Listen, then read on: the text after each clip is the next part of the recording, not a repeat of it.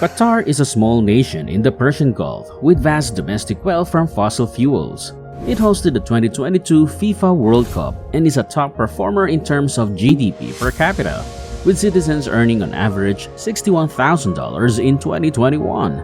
Its population has grown from 650,000 in 2000 to 2.7 million in 2022 due to a large influx of migrant workers, mainly from developing countries.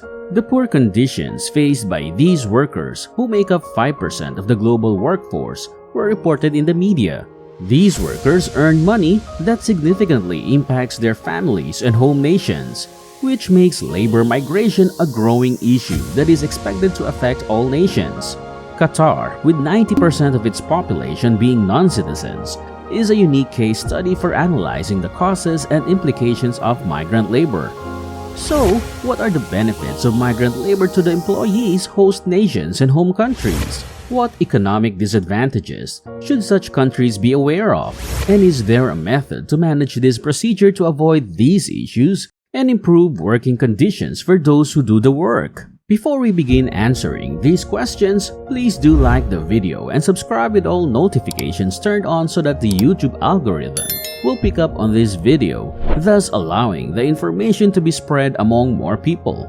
Thank you, and of course, welcome to Economic News. The number of migrant workers in Qatar is the greatest in the entire globe.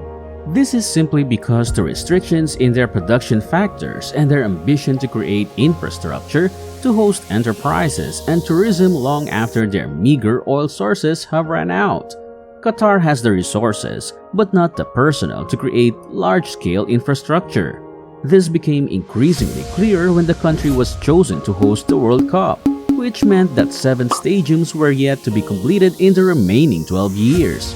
Recruiting employees from other countries was the only option to complete such a massive project. Not all migrant employees in Qatar are construction workers. Resorts, restaurants, and public buildings all require personnel. It is also worth noting that Qatar is home to so-called working professionals, which are highly qualified foreigners that work in accountancy, human resource management, information technology, and marketing for various Qatari or international firms. As a result, we must distinguish between high-skilled and low-skilled immigrants, as their effects on host nations range greatly. One consideration is whether the immigrants replace or supplement the abilities of existing workers.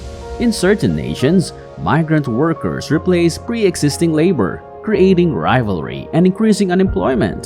To offer a more specific example, if a large number of physicians from other countries relocate to a new nation, the supply of doctors will grow. As a result, some clinics pay less since they have more options when employing doctors. Furthermore, if the number of available positions does not expand, local doctors may lose their jobs to immigrants.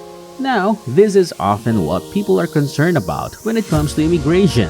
But given that the process is handled appropriately, skilled migration is seldomly an issue since governments only offer skilled visas to those who possess the abilities that their economy is missing. In Qatar, this is not an issue because labor demand is robust. Therefore, foreigners are not endangering local jobs opportunities. Furthermore, immigrants frequently generate new jobs. More immigration implies more residents in a country, which necessitates the hiring of more physicians. The massive migration of employees in Qatar produced a demand for housing and other vital amenities, which in turn created even greater demand for foreign labor. Because of the ensuing economic expansion, this influence may help the local workforce. Growing the pie benefits the entire country by leaving more for everyone. The extent of these competing elements determine whether migrant workers have a net positive or negative effect on native population wages. Because the local population of Qatar has very few low-skilled employees, the complementary component is expected to predominate. With more migrant construction workers, there will be a greater demand for white-collar managers and engineers to work on the projects. While the system may be beneficial to the economy as a whole, the situation for migrant workers is not. According to reports, migrant laborers face difficult working circumstances. Witnessing report horrible working conditions, tight quarters, failed pay promises, and back-breaking labor in temperatures above 50 degrees Celsius. about 125 degrees Fahrenheit for Americans watching this video. Given the severe working circumstances, why would anyone choose to work in Qatar? The obvious answer is money, but the prospect of a better future for the family is also a major drive. Many developing countries are so impoverished that citizens just don't have any alternatives. Consider Nepal, one of the nations having the most employees in Qatar. For decades, Nepal has failed to give real opportunities to vast segments of its population, particularly those living in rural areas. Every year, hundreds of thousands of these impoverished residents look for jobs overseas. According to the Nepali government, they are part of a continuing exodus that has seen more than 25% of Nepal's population go to work abroad since data on such labor began to be gathered in 1994. Many employees send money home, and World Bank banknotes can help relieve poverty in low and middle-income nations. Remittances have grown quickly in recent years and now account for more foreign revenue than foreign direct investment or foreign aid in many developing nations. As a result, several of these countries encourage their residents to work overseas, as seen by a formal working arrangement between Nepal and Qatar. It is difficult to quantify the actual magnitude of remittance transfers because many occur through unauthorized routes. Officially recognized international migrant remittances to poor and medium-income nations are expected to exceed $630 billion in 2022. The most recent assessment for Qatar for 2021 is $858.7 million. It is estimated that unrecorded remittances through informal channels are at least 50% greater than registered cash flows. Remittances are particularly essential for low-income nations, accounting for approximately 4% of their GDP on average. In general, cross-country analysis show that remittances have lowered the proportion of impoverished individuals in a nation. Remittances help provide essential consumer items, housing, children's education, and healthcare in impoverished homes. They may supply funding for small enterprises and entrepreneurial activity in wealthier households. Remittances have serious economic consequences for both sending and receiving nations. But let's start with the advantages to countries like India and Nepal, where the migrants come from. The massive inflow of funds to impoverished households have previously been reported. Remittances are a household-to-household transfer that directly benefits the poorest members of the population. Many economic writers and bloggers in the economic sphere have said that the impoverished have a larger marginal propensity to consume. This principle relates to the percentage of extra revenue spent as opposed to saved. Assume your government chooses to provide each citizen a direct cash transfer of $500 to cover the rise in energy costs caused by the Ukraine war. Poorer families that are already struggling to make ends meet are more inclined to spend that money on necessities rather than saving it or investing it.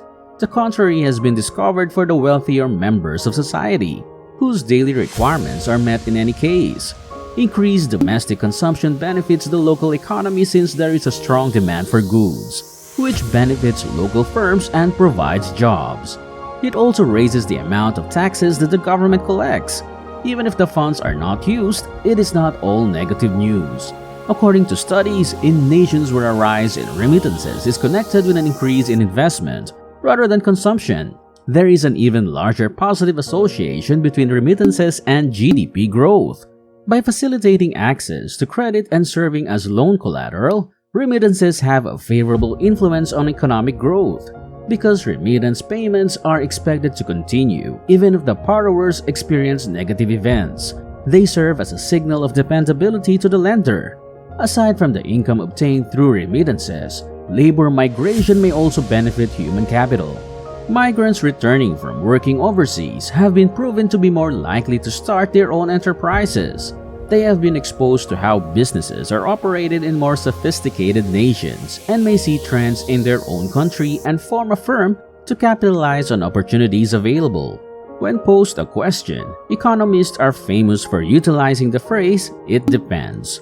This obviously applies to the question of whether remittances represent a net benefit to less developed countries. It depends on the situation and undoubtedly has a number of drawbacks that are important to take into account.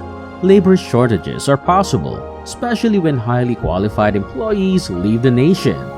Money transfers to residents of the nation may potentially reduce recipients' motivation to work. If the quantity of remittances exceeds the recipient's projected earnings from work, this external cash flow might discourage labor force participation and voluntary unemployment, as well as encourage a dependent culture. Another highly intriguing consequence on a macroeconomic level might arise since the flow of remittances is large in comparison to the size of the economy. Large inflows of foreign cash owing to resource exports might lead the home currency to gain, and the same thing can happen due to remittances. If remittances are significant, the receiving country's real exchange rate may rise, making its economy less competitive on a global scale. Exports are less price competitive because items become more expensive to foreign nations when the value of the home currency rises. This has the potential to suffocate emerging countries' local businesses. Consider the following hypothetical scenario. Assume migrant laborers from Nepal remit their wages back home in Qatari riyals, the Qatari currency. In Nepal, the local agency in charge of the remittance sends the payment in Nepalese rupees to the worker's beneficiary family. Because rupees had to be purchased with riyals during the process, the demand for Nepali rupees increased. When a currency is in great demand, it appreciates, which means it becomes more desirable in proportion to other currencies. A strong Nepali currency makes it cheaper to import products and gives Nepalese individuals greater spending power when visiting overseas, but it also raises the pricing of Nepalese-made items. Assume Nepal has a large carpet business that employs many Nepalese employees and pays taxes to the government. The majority of those carpet customers are located abroad. Because of the rise in the value of the Nepalese rupee, these carpets will become more expensive for international clients and less competitive. Because carpets from Bangladesh and Myanmar are now cheaper, international buyers would prefer to buy those instead of Nepalese carpets, limiting job possibilities and industrial production in the country. This slowdown in local business will only make the country poorer and eventually more reliant on the money earned by its workers overseas. Qatar imported large numbers of migrant workers due to their small local population and the need to diversify their economy from oil and gas. Migrant labor led to a larger Qatari economy and opportunities for native employees to improve their skills. However, this growth came at a high cost for the migrant workers who face poor working conditions. The cycle of reliance on foreign work will continue unless better options become available for people living in poverty. Thank you so much for watching this video. Be sure to leave a comment down below discussing about your opinions on migrant workers leaving their homes for more pay. Are you for or against this practice?